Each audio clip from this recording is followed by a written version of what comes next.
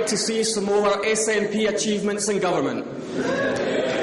Can I ask again, who would really like to see more achievements in government? That's more like it. So let's see some more achievements over the last number of years. Right now, our focus is on jobs, the economy and supporting families across Scotland.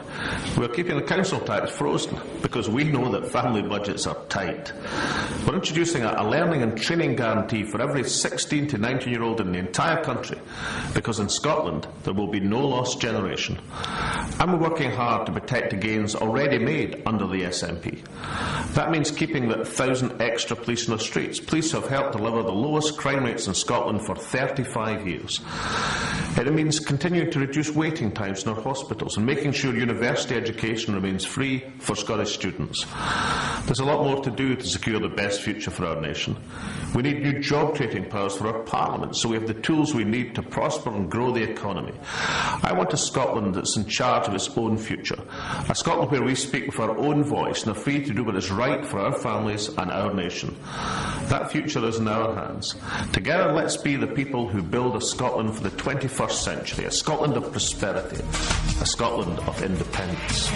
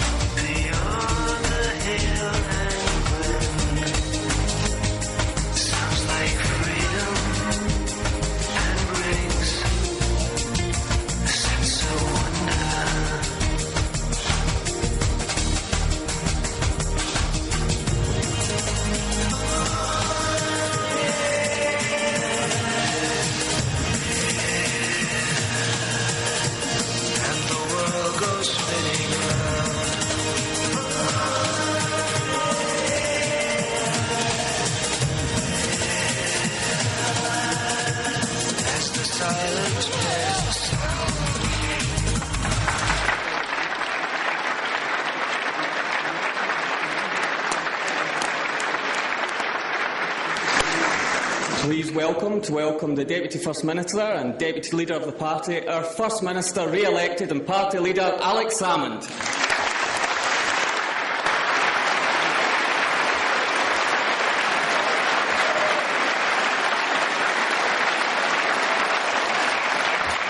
The delegates, in the early hours of the 6th of May this year, I was in the Aberdeen Exhibition Centre, whiling away the time, doing nothing in particular in the early hours of the morning, using the television monitors to watch the results as they came in from round Scotland. And there were many, many happy SNP faces that night from the various counts.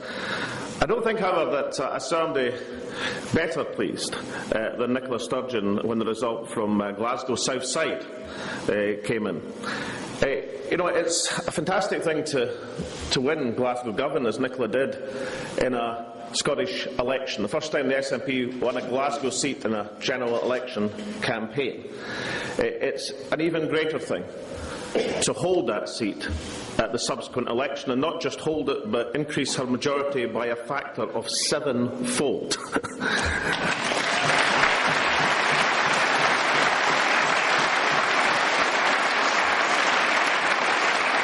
Of course, I'm getting a bit touchy about the numbers that Nicola is piling up. I've been checking the Twitter account followers again, and I find that although I've been improving substantially over the last year, because we have to make things better, delegates, that Nicola is kept not just ahead of me, but substantially ahead. She has 7,951 followers.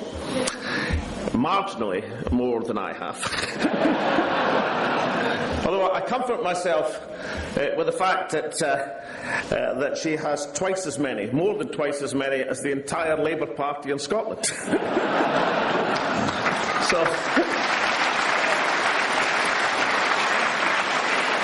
ladies and gentlemen, can I introduce to you our Deputy Leader of the Scottish National Party, the Deputy First Minister of Scotland, but above all, our champion tweeter, Nicola Sturgeon, MSP.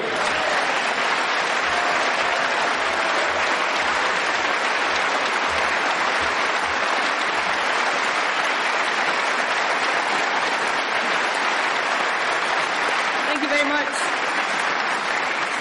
Okay, first things first. Happy birthday, Alan. I hope you've got those dancing shoes on.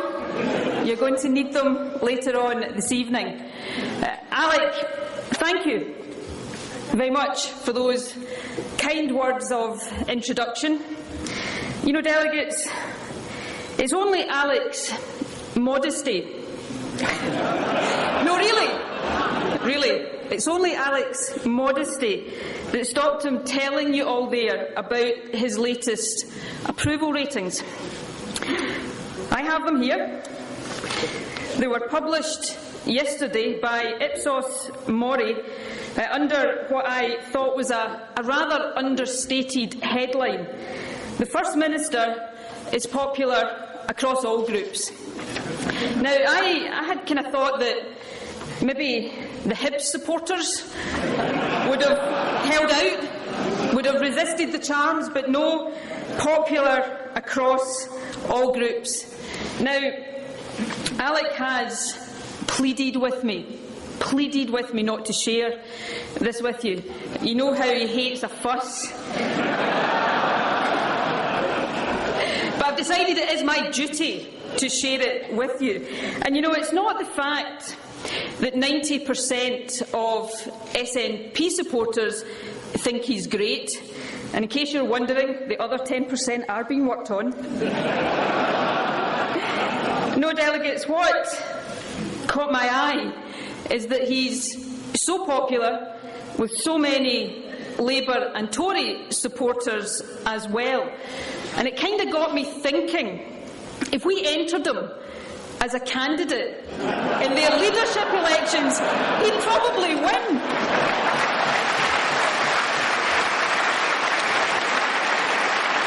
And let's face it, he's a lot better than anything they've currently got on offer.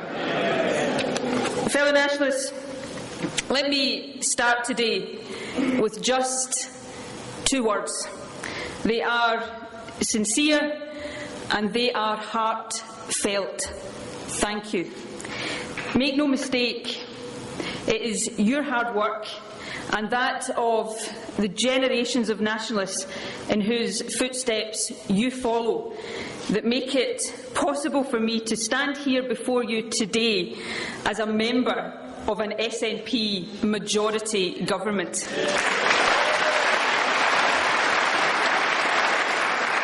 I know I speak on behalf of all of my colleagues in the Scottish Government and every member of the Scottish Parliamentary Group when I say that, as party activists go, you are quite simply the best. You can clap yourselves at that point. And delegates, what an achievement, an SNP majority government. Now, be honest, be really honest with me here. How many of you thought that was even possible? I know I didn't, and whatever he might try to tell you now, neither did Alec. Our opponents certainly didn't think it could be done. They thought they'd come up with the perfect voting system, one that would stop the SNP winning at all, let alone ever winning a majority. It turns out they couldn't even get that right. What an incompetent bunch they are.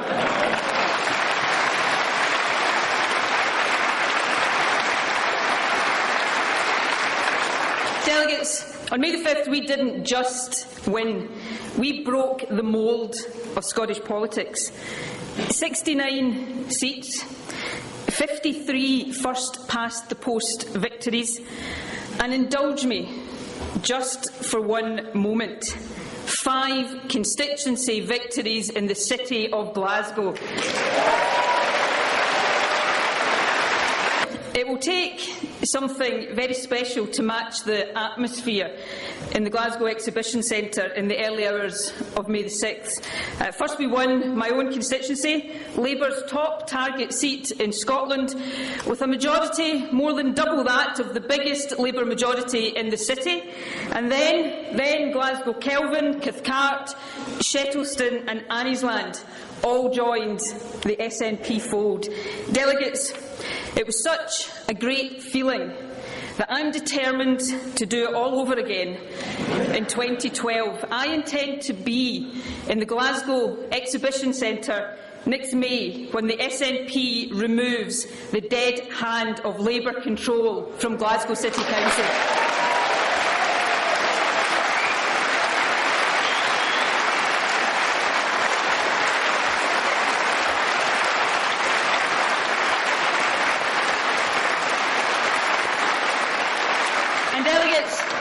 Let us resolve today to win next year's council elections in every part of Scotland.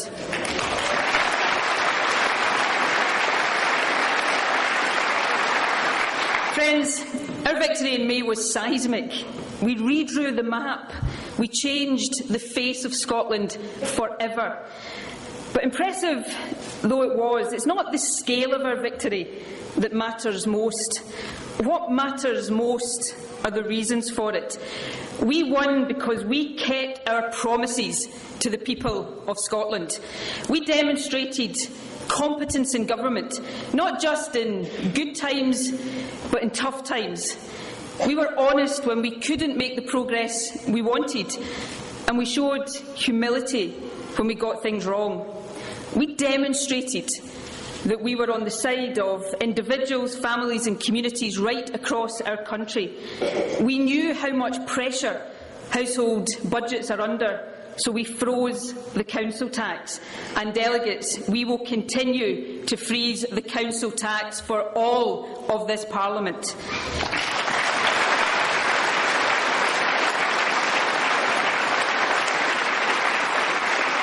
We understand the aspirations of working-class men and women to see their kids go to university, so we abolished tuition fees. And delegates, be in no doubt, education will stay free with the SNP.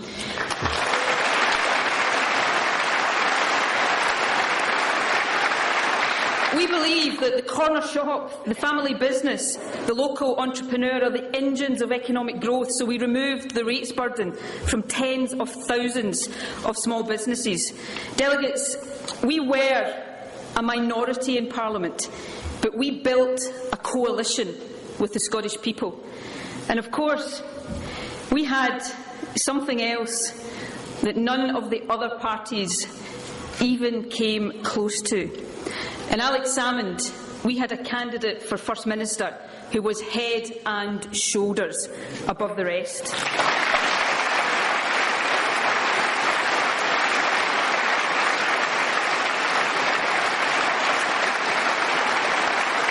Alec led from the front.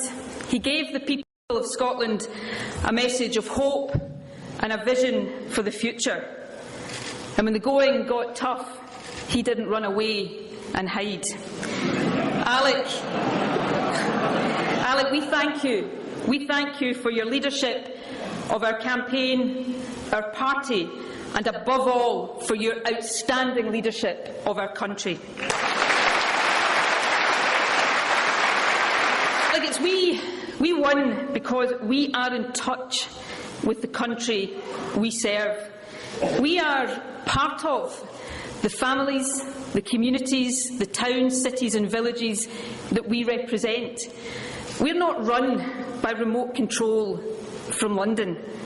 We don't take our orders from elsewhere.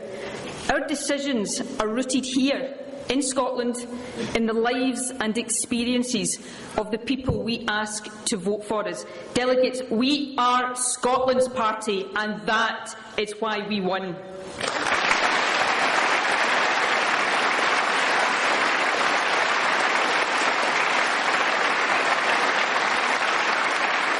You know, everyone accepts that lessons need to be learned from election defeats, but the same is true of election victories. The lesson for us is that people liked the substance of our government, and they also liked its style. Our majority gives us a mandate to govern decisively, and we will. As Bruce Crawford will testify, it's great not having to worry about knife-edge votes in Parliament. But we're not in politics to do things just because we can. We're in politics to do the things we should. We're in politics to do right for Scotland, to make our country fairer, to make our country independent.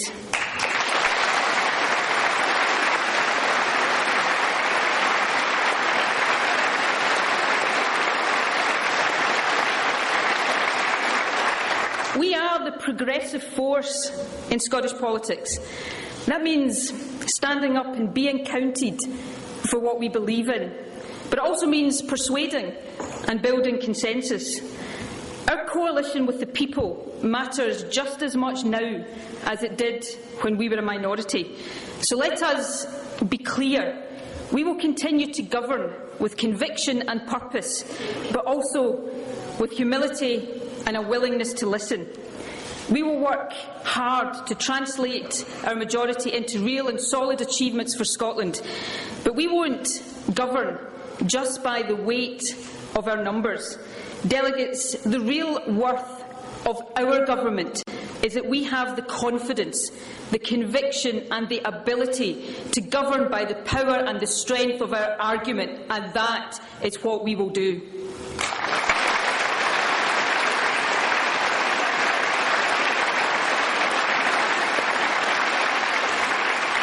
Of course, in the last Parliament, as a minority, we occasionally, just occasionally, won the argument but still lost the vote. That's what happened on alcohol minimum pricing. Labour's decision to vote down minimum pricing haunts them to this day. That vote, that single vote, said that they cared more about petty party politics than about the public health of our nation. And no party that gets its priorities that wrong is fit to govern our country.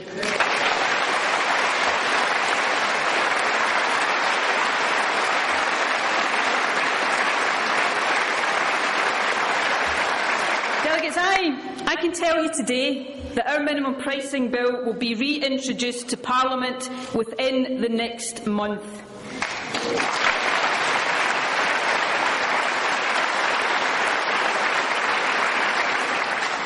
When that bill is passed, Scotland will become the first country to introduce a minimum price per unit of alcohol. The world is watching us. Being first with a policy means that it comes with no absolute certainties. I know that.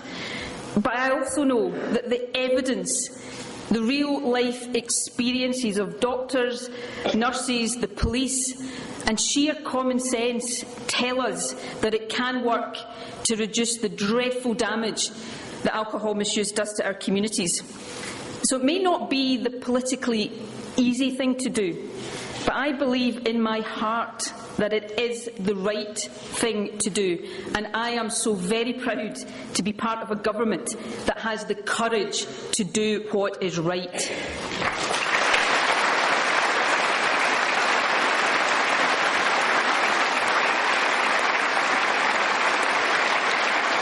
Delegates, back last year, dozens of clinicians signed a newspaper advert backing us on minimum pricing. Just last week, 60 leading clinicians in England, speaking on behalf of tens of thousands more, wrote to the newspapers pleading with the UK Government to abandon their plans to privatise the National Health Service. Those pleas fell on deaf ears. It now seems inevitable that the Tories, aided and abetted by their Liberal partners, will break up the NHS in England. Delegates, our country may not be independent yet, but thankfully our NHS is independent.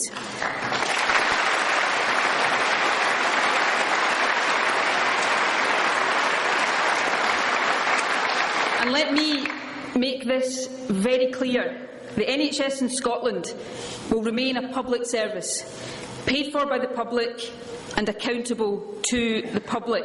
There will be no privatisation of the National Health Service in Scotland.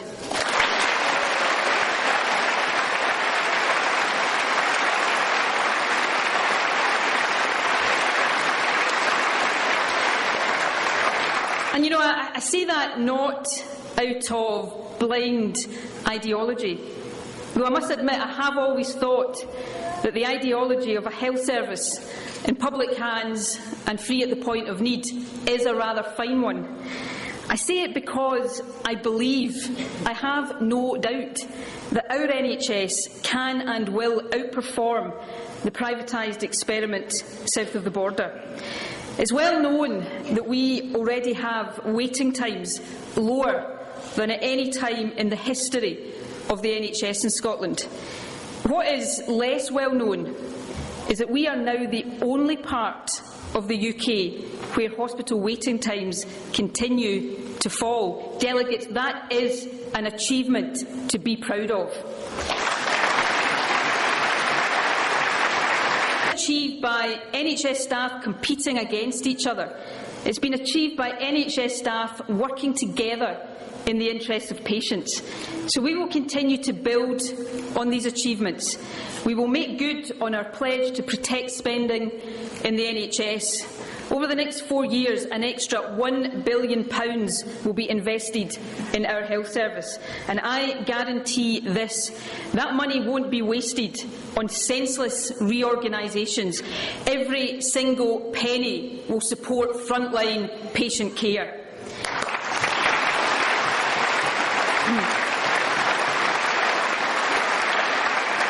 Delegates, we do face tough times. I know that the health service and its staff are not immune from these challenges, but I believe that if we work together for the public good, Scotland's NHS will get through these difficult times and emerge stronger. And I will do everything in my power to make that happen. It was Nye Bevan, the founding father of our health service, who once said that the NHS would last for as long as there were enough folk left with the faith to fight for it. Well, let us leave no doubt. We have faith and we will always fight for Scotland's National Health Service.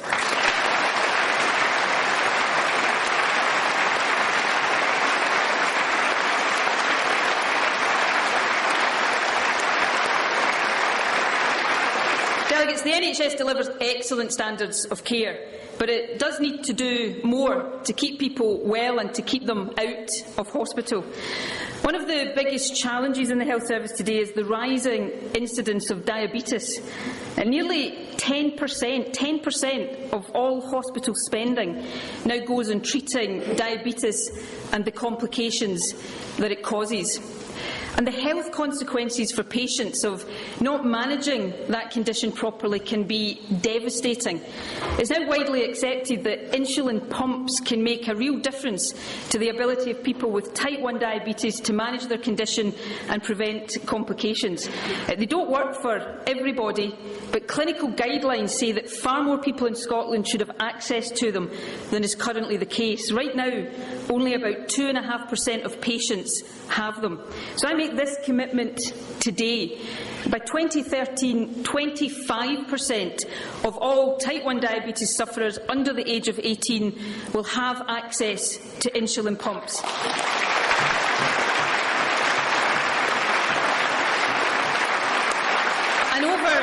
Over the next 3 years, we will triple the total number available to sufferers of all ages to more than 2,000, improving the quality of life for patients right across Scotland. Delegates, shortly after the election, I made clear that improving care for our elderly people is my top priority. As part of that commitment, let me make this clear. Our government will always support what is one of the Scottish Parliament's proudest achievements. Free personal care for the elderly is safe in our hands.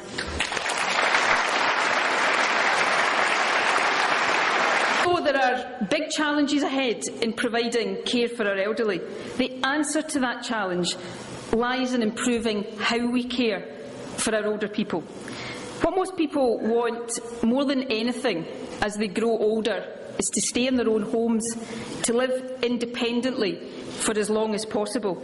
And delegates, I think we have an obligation, a moral obligation to our older people to make that happen. But too many older people end up in hospital when they shouldn't. Too many stay there much, much longer than they need to. We've made big progress in reducing delayed discharges in hospital. The current target is that no one should be in hospital more than 6 weeks after being deemed fit for discharge. Labour never came close to meeting that target. We have made progress, but it doesn't go far enough. There are still far too many patients who are stuck in hospital for up to 6 weeks just because the right care is not available for them in the community. That is far, far too long. Delayed discharges waste NHS resources. 200,000 bed days are lost every year. That's equivalent to a large acute hospital being occupied all year by people who don't need to be there. And it costs £50 million. But worse, much worse, is that delayed discharges rob older people of their quality of life. We simply must do more to tackle these unnecessary waits, and delegates, I am determined that we will. We will cut the maximum time that it's acceptable for any older person to be delayed in hospital. That target will initially reduce from 6 weeks to 4 weeks, and I can announce today that by the start of 2015, under this SNP government, no older person will be unnecessarily delayed in hospital for any longer than 2 weeks.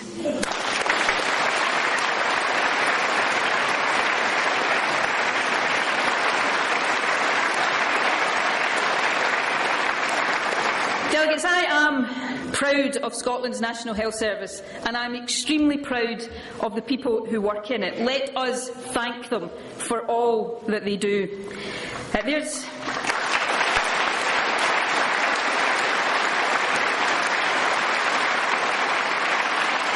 is a difficult job in the best of times, but these are tough times.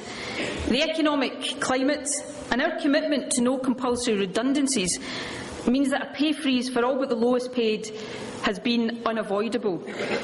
But delegates, what is avoidable is the increase in pension contributions planned by the UK Government. Make no mistake, these increases are not about making pensions sustainable.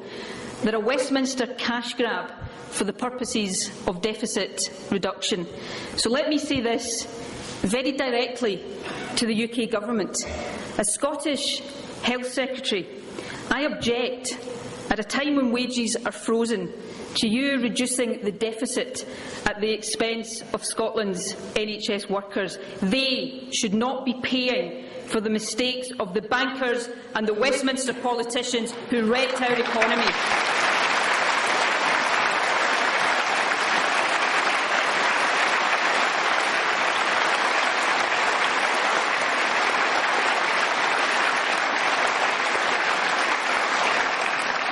Of course, delegates, it would make much more sense for pensions policy to be decided here in Scotland, and that is what will happen when Scotland is independent.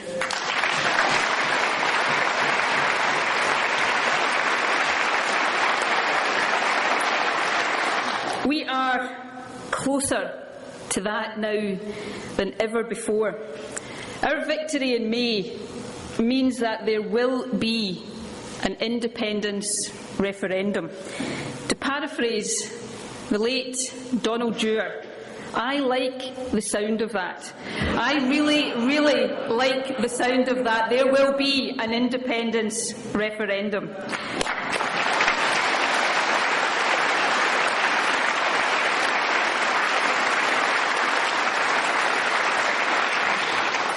The panic engulfing our opponents right now shows that they know we are winning the independence argument, but we must take nothing for granted. The decision on Scotland's future rests with the Scottish people. Our responsibility is to persuade them that independence offers a better future for our country. We know that the campaign against independence will be relentlessly negative. We're told that legions of UK ministers are heading north to tell the Scottish people what to do. Yes, that's what I say, bring them on. But don't worry. Jim Murphy has said he won't share a platform with David Cameron. Just ponder that for a second. He won't share a platform with a Tory Prime Minister, but he's quite happy to let the same Tory Prime Minister keep the power to cut Scotland's budget. What an utter disgrace.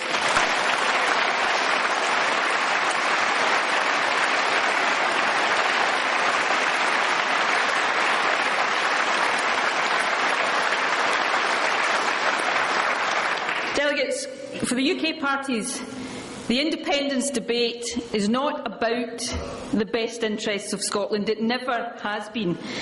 They just want to keep control of Scotland's resources. David Cameron gave the game away when he came north last week to lay claim to the next generation of North Sea oil. Well, hear this, David Cameron.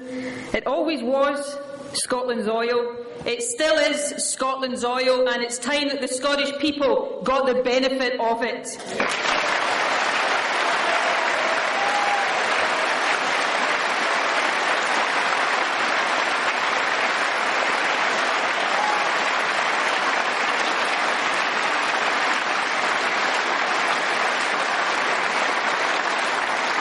Friends, the other parties say they want us to spell out what independence means.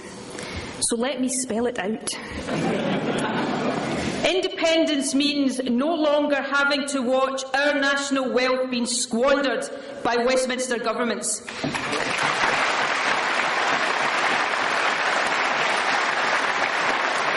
Independence means having an economic policy suited to our needs, with increased capital investment supporting and creating jobs. Independence means having a welfare system that can tackle the scourge of child poverty. It means not having to put up with Tory policies that will consign tens of thousands of our children to a life of deprivation.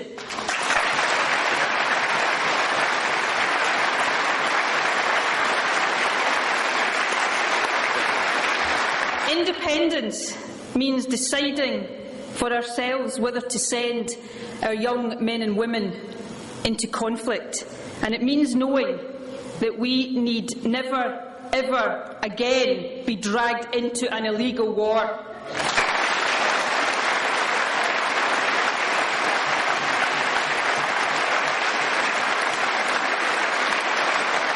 Independence means getting to decide our own priorities, and delegates, independence will mean no longer having to put up with the obscenity of Trident nuclear missiles on the River Clyde.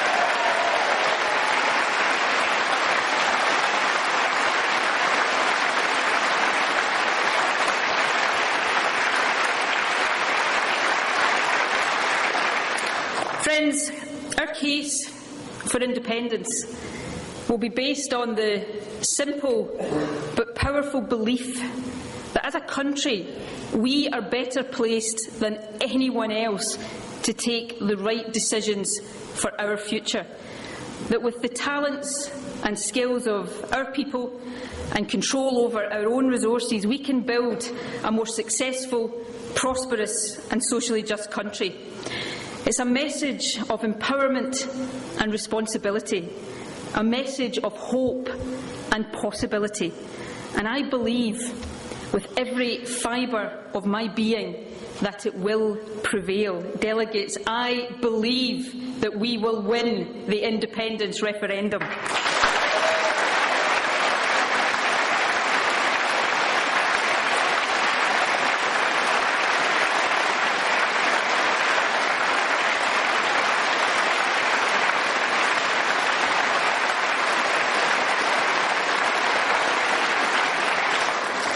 Fellow nationalists, we now have the opportunity that so many have worked so hard for over so many years, the once-in-a-generation opportunity to win our independence.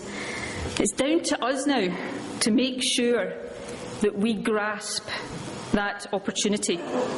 Edwin Morgan, the late Scottish macker, said, "Don't let your work and hope be other than great." Well, friends, our cause is great. Let us make sure that our hope and work live up to it. Let the words of Edwin Morgan ring in our ears as we seek to win the independence of our nation. Together we stand, divided we'll fall.